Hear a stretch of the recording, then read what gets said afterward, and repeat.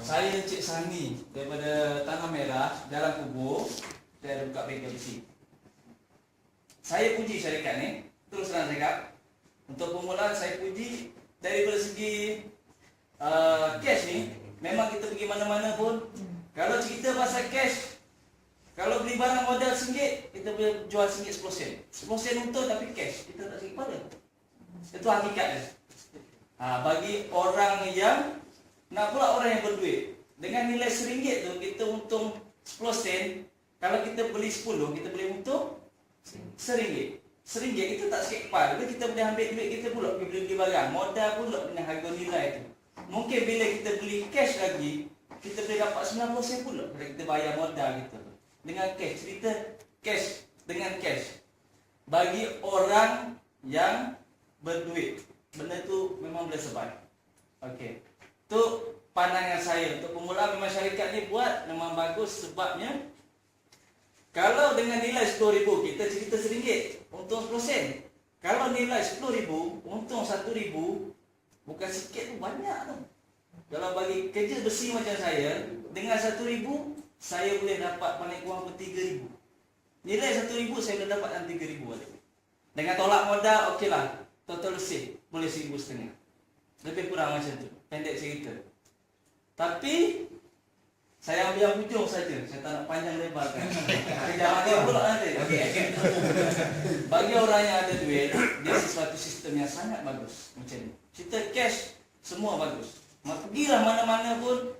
Saya nak jadi toker, tapi bila cerita cash, kita boleh main harga dengan salesman tu pun kita boleh minta dia. Setakat boleh pergi. Sampai salesman tu untung 5 sen pun tak kisah. Dia cerita cash sama saya. Memang dia bagi. Tapi kalau cerita hutang dia pun macam ni. Nak bagi macam mana? Transport luar, Penang, Kuala Lumpur, Pulang-Pulang. Sekali transport dia charge pun dah berapa dah. Jangan fikir, semua dia akan kaji. Baru dia bagi kita hutang. Tapi setakat ni lah, saya masih beli lagi dalam syarikat ni secara berhutang.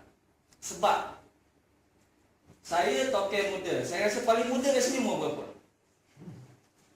Jangan cerita anak lah, anak muda sangat. Cerita yang token-token lah. Ada budak yang muda lah. Bagus.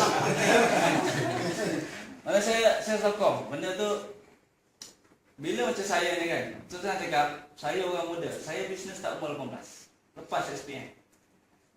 Cara perjalanan saya, lepas SPM kita mengurus bengkel, sesuatu bengkel, ada satu bengkel. Tapi hutang di keliling bengkel tu. Memang terlalu penat. Kalau kita lepas bengkel tu, tempat tu kita tak nak pergi tu. Kau ni panas ke? Kau main luar tu. Sebab kena exercise. Kaya tak perlu ni. Bagus.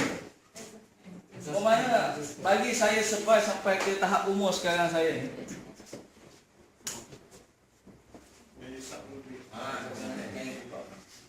Dengan usia saya ni, ada siapa umur 25 ni?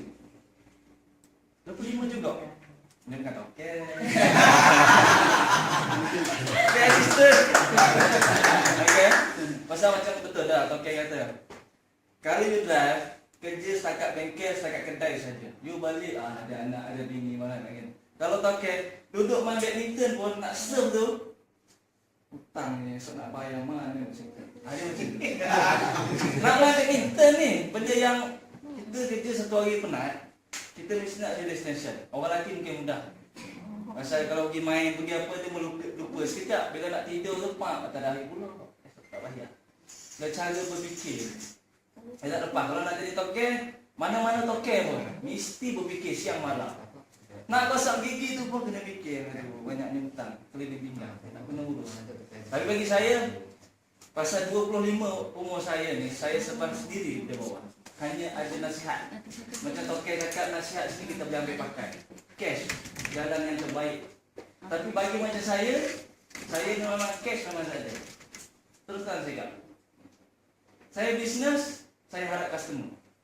Tapi customer saya atas kita cakap lah. Kita biarlah dia mari letak kita pun, ya, tak apa bagi duit saja. Cerita, barang buat, duit ada jalan. Duit tak ada, tak boleh jalan. Pasal kita tak mampu survive. Pasal kita, saya daripada Selangor. Saya datang sini sebatang kara. Bermakna saya mengorak langkah dari sini. Tapi adalah Masa saya zaman sekolah pun saya agak hebat lah. Masa ini lama saya tak puncak ni, kat sekolah saya puncak. Lama dah tinggal ni. Masa sebenarnya dia bagus. Sistem ni memang bagus. Saya pergi bisnes, toke-toke besar yang saya jumpa. Biarpun umur saya masa tu 19, 20 saya dah jumpa dah toke. Dia akan ajar saya macam ni, macam ni, macam ni. Tapi bila kita fikir balik, kita nak pergi, biarpun toke tu tua, datuk ke Tan Sri ke, kalau dia pergi cakap dia nak buat bisnes dengan dia, cerita cash saja. Dia duduk di bawah kita lagi.